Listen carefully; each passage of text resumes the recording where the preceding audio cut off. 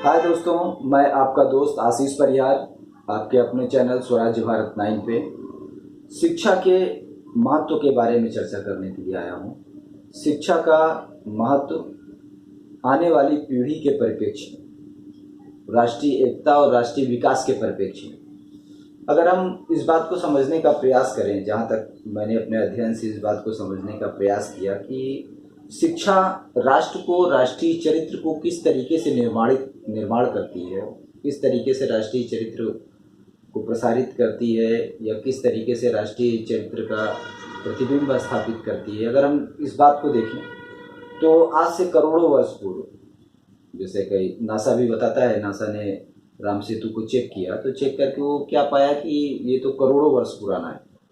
तो अगर हम उस हिसाब से मानेंगे तो करोड़ों वर्ष पहले जब मर्यादा पुरुषोत्तम इस धरती पे थे, जब वो वन को चलने लगे, जब जंगल की तरफ जाने लगे, तो उनके एक मित्र हुआ करते थे निषाद राज।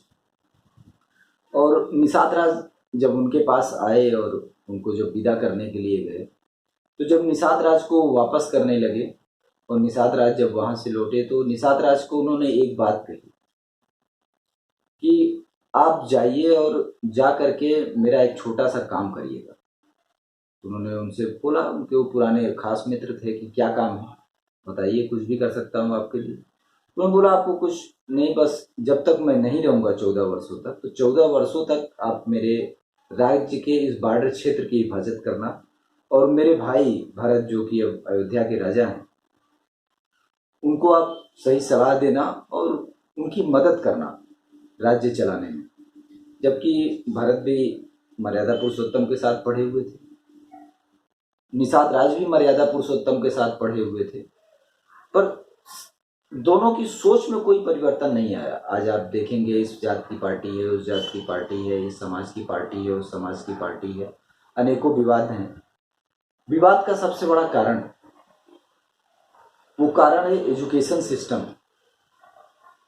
आज एक स्कूल में दूसरी किताब पढ़ाई जाती है, दूसरे स्कूल में तीसरी किताब पढ़ाई जाती है, तीसरे स्कूल में चौथी किताब पढ़ाई जाती है, चौथे स्कूल में पांचवी किताब पढ़ाई जाती है। ये सबसे बड़ा कारण, सब इस देश के अंदर सबसे बड़ा कारण है इस प्रॉब्लम का। मर्यादा पुरुषोत्तम इस बात को अच्छी तरीके से जानते थे कि जो समझ राजनीति की, जो समझ समाज की, जो समझ लोगों के लिए, जो समझ आने वाले कालखंड के लिए उनके अंदर है, वही समझ निषाद राज के अंदर है। उनको ये पता था कि मेरे न रहने पे अगर भरत कभी गड़बड़ हुए, कभी अगर भरत से राज्य नहीं संभला, वो अगल बगल के राजाओं के साथ संबंध स्थापित करने में उतना निपुणता नहीं दिखा पाए, या जो लोग उनके साथ ऑलरेडी हैं उस राष्ट्र में, चूंकि वो चक्रवर्ती सम्राट थे तो बहुत सारे राज्य उनके अंदर में आते थे, उनका भूखंड क्षेत्रखंड बहुत बड़ा था। तो अगर कभी उनको प्रॉब्लम आई तो राजधानी के अगल बगल तुम रहना और उनको सही सलाह देना, राय देना कि किस तरीके से राज्य को चलाते हैं और किस तरीके से मैनेज करते हैं। ये कॉन्फिडेंस कैसे आया? ये कॉन्फिडेंस शिक्षा देती है। इसी बात को बाबा साहब भीमराव अम्बेडकर ने समझा। शिक्षा एक सामान्य चरित्र का निर्माण करती है। वो सामान्य चरित्र ही सामान्य रूप से राष्ट्रीय चरित्र में परिवर्तित हो जाता है जब वो बच्चों के अंदर समान रूप से स्थापित होता है। अगर हमारा राष्ट्र अगर इस बात को चाहता है कि हमारी आने वाली पीढ़ियां राष्ट्र को एक जैसा समझें, राष्ट्र के चरित्र का एक जैसा निर्माण हो, राष्ट्र को एक दिशा में लेकर के जाएं, तो ये बहुत ज़्यादा जरूरी है, बहुत ज़्यादा जरूरी है कि पहले पुस्तकों को, किताबों को अच्छे विशेषज्ञों द्वारा निर्माण कराया जाए।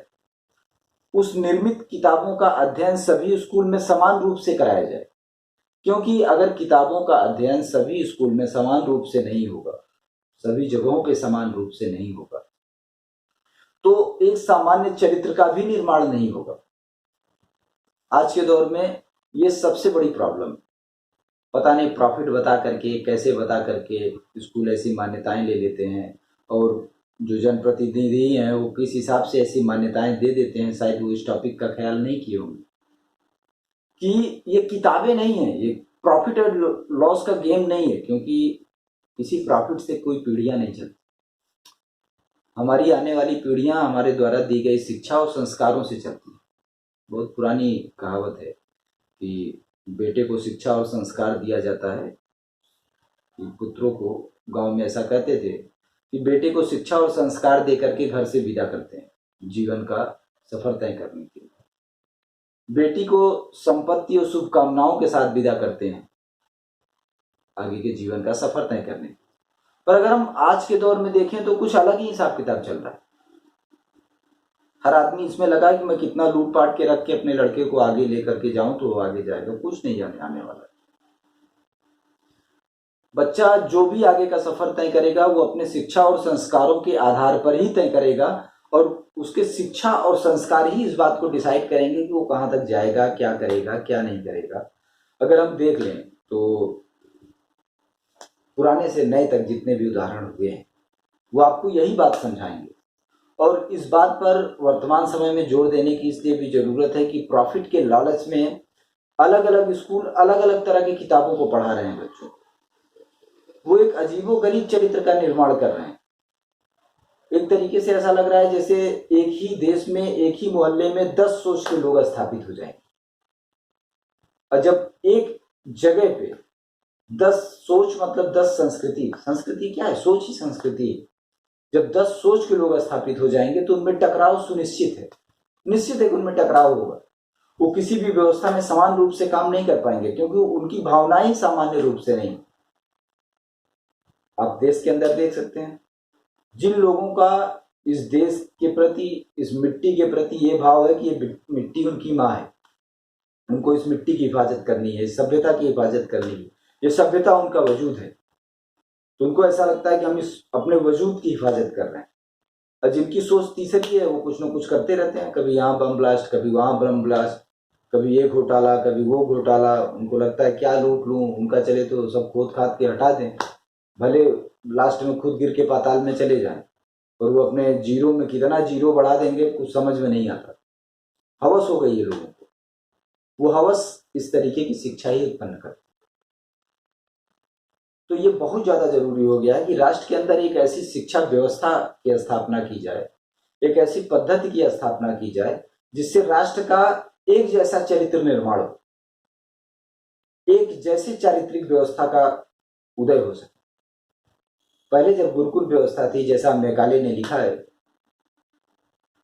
कि 200 परिवारों के ऊपर एक गुरुकुल हुआ करता था, गुरुकुल में कुछ 10-12 सब्जेक्ट हुआ करते थे, विज्ञान, रसायन, गणित, साहित्य, वैदिक गणित, इस तरीके के करके उन्होंने कुछ धातु विज्ञान, रसायन विज्ञान, तो इस तरीके से करके उन्होंने कुछ 12-14 विषयों का उल्लेख किया कि बच्चे इनको पढ़ते थे। 14 वर्षों तक गांव के स्कूलों में पढ़ते थे, 14 वर्ष के बाद फिर उन्होंने अलग अलग स्कूलों का जिक्र किया अपने पुस्तक में। इसको हम जो इंग्लैंड में चर्चा हुआ है, जब इंग्लैंड में उसने रिपोर्ट रखा मैकाले ने अपना ले जा करके, और ताज्जुब की बात है ये कि इंग्लैंड में जब मैकाले ने अपनी रिपोर्ट को रखा ले जा करके, तो उस टाइम तक इंग्लैंड में कोई स्कूल नहीं हुआ करते, सिर्फ वहाँ बाइबिल पढ़ाई जाती थी, और बाइबिल पढ़ने का अधिकार भी सिर्फ पादरी और राजा को होता था। ज्यादा से ज्यादा राजा के करीबी जो मंत्री होते थे उनके बच्चे उसको पढ़ सकते थे, उसके अलावा किसी को ये सब राइट नहीं हुआ करता था। मैकाले जो लिखता है कि इस हिंदुस्तान में प्रत्येक व्यक्ति शिक्षित था, वो ऐसा लिखता है, मैं ऐसा नहीं बोलता, मैकाले ऐसा लिखता है। उसने सबसे ज्यादा शिक्षित दक्षिण भारत को बताया, उसके बाद जो इस देश के अंदर सबसे कम शिक्षित क्षेत्र उसने बताया वो उत्तर भारत को बताया, क्योंकि वहाँ युद्ध अक्सर हुआ करते थे, तो वहाँ एजुकेशन लेवल बाकी राष्ट्र से कम था। ये बहरहाल ये बात जो है मैकाले की। तो हम जिस बात पे चर्चा कर रहे हैं कि आज ये बहुत ज्यादा जरूरी है कि ये जो प्रॉफिट के खेल के नाम पे राष्ट्रीय चरित्र का पतन करने का एक षड्यंत्र किया जा रहा है राष्ट्र के अंदर ये कोशिश हो रही है कि इस राष्ट्र के चरित्र का पतन किया जाए। उनको जो बच्चे हैं उनके दिमाग में अलग अलग कॉन्सेप्ट को भरा जाए ताकि वो बच्चे अपने फ्यूचर में किसी भी चीज को अलग तरीके से देखें। हम किसी भी व्यक्ति को किसी भी पोस्ट पर बैठा दें, कुछ फर्क नहीं पड़ता, पोस्ट काम नहीं करती, व्यक्ति का व्यक्तित्व काम करता है। व्यक्ति जिस व्यक्तित्व का होता है वो वैसा ही काम करता है। जैसे कोई एक बड़ी लाइब्रेरी है, आप 100 बच्चों को लेकर के जाइए और 100 बच्चों को बैठा करके आप 6 महीने तक समझाइए ये चीज़ बहुत बढ़िया है, ये चीज़ बहुत बढ़िया है, ये चीज़ बहुत बढ़िया है। पर जितनी समय आप जाएंगे लाइब्रेरी में, जब जाएंगे और 100 बच्चों को छोड़ दीजिए, वहाँ से हट जाइए, आप 2 घंटे बाद फिर जाइए तो आप देखेंगे कि वो 100 बच्चे आपकी बताई हुई किताब को ना पढ़ के सब अपनी अलग अलग किताबों को पढ़ रहे हैं। आप कितना भी उनको समझा दीजिए पर वो काम अपने व्यक्तित्व के हिसाब से ही करेंगे। जैसा उनका व्यक्तित्व है वैसी उनकी रुचि है, जैसी उनकी रुचि है वैसे ही पुस्तक को निकाल के वो पढ़ने वाले हैं। आप कितना भी समझाएं उस चीज को ज्यादा देर तक नहीं झेल पाएंगे। क्योंकि उस झेलना शब्द मैंने इसलिए इस्तेमाल किया क्योंकि अलग व्यक्तित्व वाले के लिए दूसरा काम झेलने जैसा ही हो जाता है। जैसे आप जाएंगे किसी भी डिपार्टमेंट में चले जाइए, किसी भी डिपार्टमेंट में आप जाइए, सरकारी प्राइवेट कहीं भी, तो हर जगह आपको डिप्रेशन वाले एम्प्लॉय मिलेंगे। लगभग इंडिया जैसे कंट्री में तो 80%। आप कहीं चले जाइए, चाहे वो ए क्लास वाले हों, बी क्लास वाले हों, सी क्लास वाले हों, डी क्लास वाले हों, कोई भी, हर आदमी डिप्रेशन में। यार कहाँ आके फंस गया, क्या बवाल है, क्या मगजमारी है, मजबूरी है, घर न चलाना रहे तो आधे नौकरी छोड़ दे, क्या पंचायत है, समझ में नहीं आ रहा, खून जला जा रहा है। उसका सबसे बड़ा कारण ये है कि देश ने ऑप्शनों को खत्म कर दिया। देश नहीं बोलेंगे, कुछ अंतरराष्ट्रीय ताकतें हैं जिन्होंने इस देश को ऐसा घेरा कि इस देश के अंदर ऑप्शन अपने आप समाप्त हो। उन ऑप्शनों के समाप्त होने की वजह से कुछ ऐसी परिस्थितियां उत्पन्न हो गई कि आपका व्यक्तित्व कैसा भी हो पर आपके जो ऑप्शन है उसी में से आपको एक चुनना है। तीसरा, इस देश के अंदर कोई ऑप्शन ही नहीं है। अगर आपको चाहिए तो आपको ये देश छोड़ के दूसरे देश जाना पड़ेगा। तो ये बहुत ज्यादा जरूरी है। बेसिकली मैं बस इस बात को कहना चाहता हूँ कि हमारा देश इस किताबी खेल से निकले, हमारे जनप्रतिनिधि इस बात पे ध्यान दें और इस बात को लेके एक कानून बनाएं कि ये देश इस किताबी खेल से बच सके। इस किताबी प्रॉफिट के खेल में हो सकता है कि कुछ लेन देन करते हों, हर किसी की मजबूरी है और किसी व्यवस्था को चलाने के लिए, बनाए रखने के लिए या अपने भी प्राइवेट सिस्टम को चलाने के लिए धन की ज़रूरत होती है। पर एक बात को ये गौर करके देखिए कि कहीं ऐसा ना हो कि उस संपत्ति से हम जिनको बनाना चाह रहे हैं वही गलत दिशा में चले जाएं। वो धन भी हम क्या करेंगे, जिनके लिए हम कमाना चाह रहे हैं वही कहीं गलत दिशा में चले गए तो क्या होगा। अलग अलग तरीके के ये जो मुठभेड़ जैसी सिचुएशन क्रिएट करने वाले सब्जेक्ट्स हैं जो आज मार्केट में घूम रहे हैं और प्रॉफिट के नाम पे कैसे इनको परमिशन मिल गया है और किस तरीके से ये लोग मजाक उड़ा रहे हैं हमारे देश के पढ़े लिखे अधिकारियों का, पढ़े लिखे शिक्षा शास्त्रियों का, पढ़े लिखे शिक्षकों का, कि जो उन्होंने रिकमेंड किया है उसके अलावा ये कुछ पांचवा आइटम लेकर के आ रहे हैं। बच्चों के दिमाग में कुछ अलग ही सब्जेक्ट भर रहे हैं कि मतलब क्या चलेगा। हर साल एक नया, हर साल एक नया, हर साल एक नया। बच्चे क्या सीख रहे हैं, क्या समझ रहे हैं, किसी को पता नहीं। बस एक प्रॉफिट मार्जिन चल रहा है कि 500 की किताब है 5000 में बेचना है, 1000 की किताब है 10,000 में बेचना है। मतलब हर जगह चारों तरफ लूट मची हुई है, प्रकाशक से लेकर के अब स्कूल इसमें शामिल हो गए। मतलब स्कूल को हमारे देश में मंदिर का दर्जा दिया गया। स्कूल मंदिर है पर यहाँ तो कुछ अलग ही है। अब उसको हम क्या बोले, आप लोग खुद ही समझ जाइए। तो ये बहुत ज़्यादा जरूरी है कि इस देश के सामान्य चरित्र निर्माण के लिए सामान्य शिक्षा व्यवस्था का इंतजाम करे सरकारें, सामान्य सिलेबस का इंतजाम करें ताकि बच्चे एक सही दिशा, सही डायरेक्शन में सोच सकें। इस तरीके से हर अगली पीढ़ी पिछली पीढ़ी को सस्पेंस में न डालें, टेंशन में न डालें। एक सामान्य व्यवस्था को बनाएं, एक सामान्य सिलेबस को बनाएं। हाँ, चाहिए तो 5 साल 10 साल एक फिक्स कर लीजिए कि हाँ जो भी है शिक्षा के क्षेत्र में जो कुछ चीज़ें हैं जैसे रासायनिक प्रयोग हो गए, भौतिकी के प्रयोग हो गए, बाकी कुछ चीज़ें उनको छोड़ करके किसी भी चीज़ में कुछ नहीं बदलता। हाँ, अगर आप उनको कुछ बताना चाहते हैं, पढ़ाना चाहते हैं, दिखाना चाहते हैं तो फिक्स कर लीजिए कि 3 साल में, 5 साल में, 7 साल में एक टीम रहेगी जो कंटिन्यू एनालिसिस करती रहेगी कि इसमें क्या चेंजेस करने चाहिए, आने वाले वक्त के हिसाब से क्या चेंजेस करने चाहिए, या आने वाली सत्ता को किस तरीके के ब्रेन वाले बच्चे चाहिए। तो इस पर काम करें। इस तरीके से दुकानदारों के हाथ में देश के भविष्य को न दें। अब स्कूल में प्रिंसिपल हैं, अब वो खुद ही बेचारे परेशान हैं अपने रोजगार के लिए, जैसे तैसे करके तो बैठे हैं, कुछ भी बोल रहे हैं बच्चों को, अभिभावक को, वो समझ ही नहीं पा रहे हैं। अच्छा, वो भी अपनी गरिमा आजकल नहीं समझते, उनको कोई फर्क नहीं पड़ता, कोई भी डायलॉग बोलते हैं आजकल, ऐसा ऐसा डायलॉग सुनेंगे घबरा जाएंगे। मतलब आपको लगेगा ही नहीं शिक्षक हैं कि क्या है। वो खुद ही बताएंगे, अब जब तुम्हारी औकात नहीं तो बच्चे का एडमिशन यहाँ क्यों करा दिए, जब तुम्हारी औकात नहीं तो यहाँ पढ़ाने के लिए क्यों चले आए, लो निकालो इसको यहाँ से, ले जा करके सरकारी स्कूल में डाल दो। ऐसा लगता है सरकारी स्कूल बहुत गलत जगह है, जिसे मूर्ख लोग वहाँ पढ़ा रहे हैं। वो इस हिसाब से बात करते हैं प्राइवेट जो टीचर्स हैं, भले उनके पास कोई डिग्री ना हो, पता नहीं कहाँ से डिग्री लेके आए हैं, कहाँ से नहीं आए हैं, प्रमाण पत्र है कि नहीं है, पर वो इसी तरीके से सरकारी टीचरों का, सरकारी स्कूलों का नाम लेते हैं कि जैसे कोई बहुत गंदी जगह है। ऐसा लग रहा है जैसे वो कोई सजा वजा दे रहे हैं कि यहाँ से लेकर के जाओ, ये स्वर्ग है और वो नर्क है, यहाँ आप स्वर्ग में हो, स्वर्ग में रहने की आपकी औकात नहीं है तो वहाँ जाओ। तो इस चीज़ के लिए सरकारें प्रतिबंधित करें, इस चीज़ पे सरकारें कानून बनाएं, इस चीज़ को लेकर के एक्शन भी करें और ये सुनिश्चित करें कि प्रत्येक बच्चा सामान्य सिलेबस का अध्ययन करे, ताकि उसका जो बौद्धिक विकास हो सामान्य रूप से हो, ताकि वो इस देश को एक सही दिशा में लेकर के जाए। वो कड़ी से कड़ी जोड़ करके चले, सस्पेंस में ना चले, अगली कड़ी अलग है, पिछली कड़ी अलग है, उसके बाद वाली अलग है, और उन कड़ियों के बीच में कोई तालमेल नहीं है, क्योंकि उनको तैयार करने वाला जो भट्ठी है, स्कूल को अगर हम भट्ठी मान लें तो उस भट्ठी का टेम्परेचर ही एकदम अलग टाइप का था। तो कुछ कच्ची है, कुछ कच्ची भी नहीं है, कुछ उबली ही नहीं है, कुछ हीट ही नहीं हुआ है, कुछ हैं जो ओवर हीट हो गए हैं।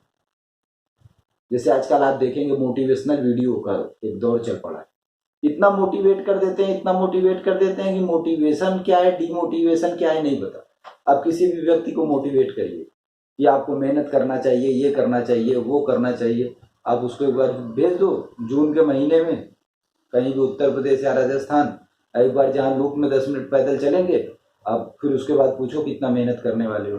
सबको छोड़ो, जो मोटिवेट कर रहे हैं उन्हीं को भेज दो।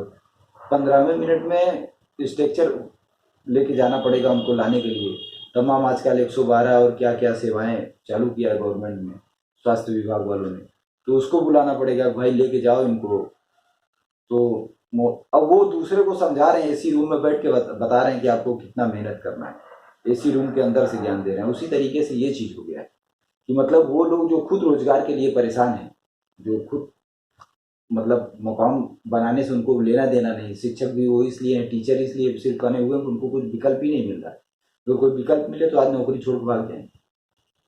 अब वो लोग एक बिजनेस मार्केट से मिल करके हर साल सिलेबस चेंज कर रहे हैं, कोई भी किताब पढ़ाने के लिए अलाउ कर दे रहे हैं। तो प्लीज़ गवर्नमेंट इस बात पे ध्यान दे, जो शिक्षा को समर्पित लोग हैं, जिन्होंने अपना जीवन शिक्षा को समर्पित किया है, जिन्होंने अपना जीवन इस राष्ट्र को समर्पित किया है, ऐसे लोगों की टीम ही सिलेबस का निर्माण करे, ऐसे लोगों की टीम ही 3 साल 5 साल 7 साल में इसका एनालिसिस करे। इस चीज़ को सुरक्षित करना जरूरी है। और एक सामान्य शिक्षा ही एक सामान्य राष्ट्र का निर्माण कर सकती है, एक सामान्य सिलेबस ही एक सामान्य सोच का निर्माण कर सकता है, एक सामान्य शिक्षा पद्धति ही एक सामान्य करेक्टर का निर्माण कर सकता है। और ये सोच, करेक्टर और जो शक्ति है, यही मिलके एक ताकतवर राष्ट्र का निर्माण करेगी जो एक दिशा में आगे बढ़े। ये तो फिक्स है कि ये आर्यों की भूमि है, इसको आर्य भूमि कहते हैं। आर्य मतलब लगातार विकास की ओर चलने वाले लोग। तो इस देश के लोगों की प्रवृत्ति है विकास की ओर चलना, नई खोजों को करना, जन कल्याण के लिए काम करना। तो अगर सरकारें इस बात को मुहैया कराती हैं, इस बात को सुनिश्चित करती हैं कि जन कल्याणकारी तरीके से बच्चों को अगर ट्रेंड किया जाता है, ऐसा ट्रेंड किया जाता है कि उनकी मानसिकता में, दिमाग में ये बात भर जाए ये देश हमारा है और हमको इसके लिए काम करना है। जैसे आप देख लीजिए, कोई डॉक्टर है, पता चला 5 करोड़ लगा के डॉक्टरी करके आया, वो किडनी ही बेचेगा, कोई डॉक्टरी करके कुछ नहीं होने वाला है। अभी भी आप बड़े बड़े डॉक्टर देख लेंगे, रिटायर होने के बाद तमाम आपको मिल जाएंगे पीपल के नीचे बैठ के बजरंगबली के मंदिर के चबूतरे पे फ्री में इलाज कर रहे हैं। कोई 10-20 रुपया लेके इलाज कर रहा है कि भाई जो 2-5 स्टाफ है उनका भी तनख्वाह मिलेगा, घर चलेगा। वो बड़े लोग, वो इसलिए वो कर क्यों रहे, सबसे बड़ी बात ये समझो, वो कर क्यों रहे, क्योंकि उन्होंने शिक्षा ग्रहण किया इसी मिट्टी पे, इसी बागीचे में बैठ के, अपने बाहर वाले बागीचे में, चाहे द्वार वाले नीम के पेड़ के नीचे बैठ के पढ़े, चाहे नदी किनारे पीपल के पेड़ के नीचे बैठ के पढ़े। अब पढ़ के उन्होंने शिक्षा के दम पर नौकरी पाई है। नौकरी जो पाई, जिस कॉलेज में पढ़े, वो लोगों के पैसे से चलता था। उनके दिल में ये भावना है कि हाँ, इन्हीं के पैसे से हमने इस मुकाम को हासिल किया, तो हमें इनकी सेवा करनी चाहिए। अब पता चला कि जो बच्चा ही गया है 2 करोड़ 3 करोड़ 4 करोड़ दे करके डॉक्टर बना है, तो कौन सी सेवा करेगा भाई, कैसी सेवा करेगा, किस हिसाब की सेवा करेगा। 4 करोड़ दिया है मतलब उसको 400 करोड़ बनाना है, उसको थोड़ी नहीं पड़ी है किसी के जीने और मरने की। तो ये बहुत ज़्यादा जरूरी है कि सामान्य सिलेबस का निर्माण किया जाए, शिक्षा के लिए सार्वजनिक व्यवस्था ही की जाए, ताकि बच्चों के अंदर, आने वाली पीढ़ी के अंदर इस राष्ट्र के प्रति, इस मिट्टी के प्रति प्रेम बना रहे। इसलिए ये चीज़ जरूरी है और इससे बड़ा कुछ नहीं। बच्चे ही भविष्य हैं, राष्ट्र ही भविष्य है, और बच्चों का भविष्य एजुकेशन है। इसलिए एजुकेशन को सरकारें कतई भी किसी भी आदमी के हाथ में न दें, क्योंकि किसी को भी प्रभावित करना सरकार को प्रभावित करने से कहीं ज़्यादा आसान है। किसी छोटे संगठन को प्रभावित करना सरकार को प्रभावित करने से ज़्यादा आसान है। और संगठन पता नहीं किस सोच का इंसान बना रखा है, किस तरीके का आदमी बना रखा है। वो भी ऐसी सिचुएशन, जब संपत्ति हो तो कोई भी कुछ भी बना लेगा। तो लादेन के पास भी बहुत सारी संपत्ति है, अब अगर वो स्कूल खोल दिया तो कैसा बच्चा बनाएगा वो आप समझ सकते हैं। इसलिए ये बहुत ज़्यादा ज़रूरी है। प्लीज़ ये राष्ट्र इस बात पर ध्यान दे कि हम अपने देश के संपूर्ण बच्चों के लिए एक सामान्य एजुकेशन सिस्टम का निर्माण करेंगे, जिससे वो राष्ट्र एक सामान्य तरीके से एक सामान्य दिशा की ओर आगे बढ़े और वो पूरे विश्व में विश्व गुरु कहलाए। और यही इस देश के स्वतंत्रता सेनानियों का सपना रहा है, जिसके लिए उन्होंने अपनी जान दे दी। चाहे वो सुभाष चंद्र बोस हों, चाहे वो चंद्रशेखर आज़ाद हों, उनके राइट हैंड चलने वाले बेनी माधव सिंह परिहार हों, या और भी जो क्रांतिकारी थे वो हों, ये सभी एजुकेटेड थे। भगत सिंह हो गए, इनका ये सोचना था, मानना था, और इनकी ये थिंकिंग थी, और लोगों को पढ़ना भी चाहिए। हमें चंद्रशेखर आज़ाद के बारे में सिर्फ इतना ही पढ़ाया जाता है, गोली चलाए, नहीं, उनके तमाम लेख भी आपको मिल जाएंगे, बाकी चीज़ें अवेलेबल मिल जाएंगी, भगत सिंह द्वारा लिखी गई तमाम चीज़ें अवेलेबल मिल जाएंगी। हमको उनको सोच को, उनके विचारों को पढ़ना बहुत ज़्यादा ज़रूरी है। और ये तो बहुत ही ज़रूरी है कि इस राष्ट्र में एक सामान्य चरित्र का, एक जैसे चरित्र का निर्माण किया जाए, और उसके लिए शिक्षा व्यवस्था को हमेशा सार्वजनिक हाथों में ही रखा जाए, समर्पित हाथों में रखा जाए, और शिक्षा के मामले में किसी भी तरीके की लापरवाही न की जाए। इस चीज़ को सुनिश्चित करना हमारे माननीय सुप्रीम कोर्ट का, हमारे माननीय राष्ट्रपति का, महामहिम राष्ट्रपति का, हमारे आदरणीय प्रधानमंत्री का, सभी स्टेट के सीएम का, सारे गवर्नर्स का, बाकी के जितने लोग हैं, जितने हमारे सदन के मेंबर हैं उनका, और जो हमारे बुजुर्ग हैं, जो हमारे शिक्षा शास्त्री हैं, जो हमारे अध्यापक हैं, उनका भी है। इसलिए मैं आशीष परिहार आज स्वराज्य भारत 9 की तरफ से हाथ जोड़ करके आप सभी से ये विनती करता हूँ कि हमारे देश की सुरक्षा के लिए, इस देश के भविष्य के लिए, इस देश में आने वाली पीढ़ी को विश्व गुरु बनाने के लिए इस बात पे ध्यान दिया जाए कि शिक्षा को सार्वजनिक हाथों में रखा जाए, न कि प्राइवेट हाथों। शिक्षा का निजीकरण न किया जाए, किताबों पर विशेष तौर पर ध्यान दिया जाए। किताबें किसी भी हाल में इस तरीके का कोई भी अलॉटमेंट परमिशन न दें कि कोई भी स्कूल कोई भी किताब पढ़ाए। किताबें वही पढ़ाई जाएं जो हमारे बड़े बड़े अध्यापकों द्वारा, हमारे देश के सम्मानित लोगों द्वारा सुनिश्चित की गई हैं। उन्हीं किताबों से बच्चे अध्ययन करें। ऐसा नहीं कि वो मूर्ख लोग हैं और बाकी के जिन्होंने प्रकाशन में 50 की किताब 500 की छाप दी, ज़्यादा इंटेलिजेंट है। नहीं, वो कुछ भी छाप सकते हैं 500 के लिए। तो उनके हाथ में हमको बच्चों को नहीं देना है, बच्चों के दिमाग को उनके हाथ में नहीं देना है। तो इसी के साथ मैं अपनी बात समाप्त करता हूँ। मैं इस देश का एक सामान्य, एक जिम्मेदार नागरिक आशीष परिहार आप सभी को प्रणाम करता हूँ और शुभकामनाएं देता हूँ बाबा साहब की जयंती की। और इसी के साथ जय हिंद, जय भारत।